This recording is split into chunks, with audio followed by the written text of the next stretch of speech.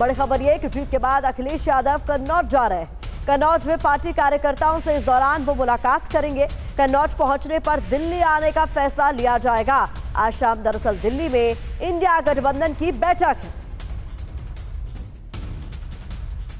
ये इस वक्त की बड़ी खबर हम आपको बता रहे हैं। बड़ी खबर इसलिए क्योंकि शायद अब शुरू हो चुका है नेताओं का वापस अपनी अपनी कॉन्स्टिट्यूएंसी में जाके धन्यवाद करने का सिलसिला। अखिलेश के लिए एक चीज मशहूर थी कि ये बहुत कंफ्यूज थे। चुनाव में पहले किसी और को टिकट देते, फिर किसी और को, कई जगह तो 3-3 बार टिकट बदला, लेकिन वो कंफ्यूजन नहीं था, वो स्ट्रैटेजी थी। और उस स्ट्रैटेजी का क्या क्या चीजें निकल कर आई ये हम आपको जरूर बताएंगे। लेकिन सबसे पहले आपको बताते हैं बीजेपी के हक में क्या नहीं गया। आइए देखते हैं। सबसे पहले जो हक में नहीं गया, राम मंदिर का मुद्दा। सोचिए जरा, हिंदूवादी राष्ट्रवादी लहर गायब। उसके बाद योगी राज का करिश्मा, बुलडोजर बाबा, क्या हुआ इनका? फिर बीजेपी की रणनीति, केंद्र की जो रणनीति थी वो स्टेट में आके गड़बड़ हो गई। जातिगत गोलबंदी जो उत्तर प्रदेश में सबसे हावी रहती है, उम्मीदवार केंद्रित चुनाव, इसका एक बहुत बड़ा फैक्ट हम आपको दिखाने वाले हैं। कैसे 3-3 बार जो चुनाव लड़ चुके हैं, मतलब तीसरी बार जिनको टिकट दिया गया, उनका क्या परफॉर्मेंस था। अति आत्मविश्वास और आत्ममुग्धा, यानी हो जाएगा, देख लेंगे, निपट लेंगे। नेतृत्व, प्रत्याशी में संतुलन नहीं, एब्सोल्युटली। मुफ्त अनाज पर बेरोजगारी भारी, ये कोई पढ़ ही नहीं पाया। ये पूरे देश में भी एक सवाल था।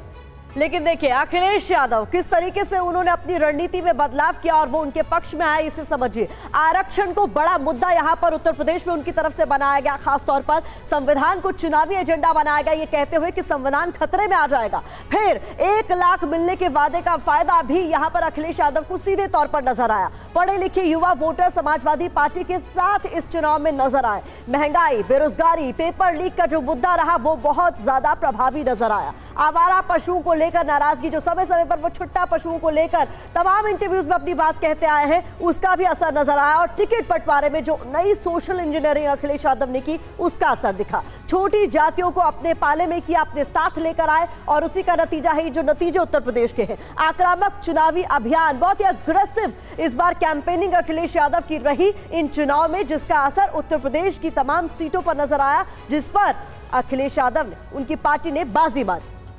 अब जरा मैं आपको सीधे लेके चलता हूं। हमारे खास मेहमान इस वक्त हमारे साथ जुड़ चुके हैं, हमारे सहयोगी हमारे साथ जुड़ चुके हैं। मेरे साथ है senior journalist JP Shukla ji, स्वागत है आपका। सुनीता आनंद जी हमारे साथ हैं, आपका भी स्वागत है। सीनियर जर्नलिस्ट पंकज झा, विपिन चौबे इस वक्त हमारे साथ हैं, आपका भी स्वागत है। और करुणा शंकर बड़े सारे डेटा के साथ इस वक्त हमारे साथ मौजूद है।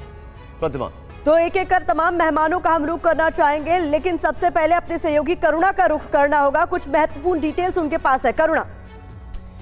बिल्कुल प्रतिमा और निशान जी, जिस तरह से लगातार जो जिक्र है वो किया जा रहा है उत्तर प्रदेश का। सबसे पहले आप जरा उत्तर प्रदेश की अगर बात करें तो इस जरा मैप पर आप जरा गौर करिए। आपको हर तरफ ज्यादातर जो जगह है वहां पर नीला रंग नजर आ रहा है, कुछ जगह जहां पर नारंगी रंग नजर आ रहा है, यानी बात साफ है इस बार 2019 के मुकाबले बड़ा नुकसान, बड़ा सेटबैक उत्तर प्रदेश में एनडीए को मिला है। क्षेत्रवार तरीके से आप समझने की कोशिश करते हैं कहां पर कितना नुकसान और कितनी सीटें। अगर अवध रीजन की बात करें तो यहां पर कुल 24 सीटें और एनडीए के खाते में गई 9 सीटें और इंडिया अलायंस के पास यहां पर 15 सीटें आई हैं।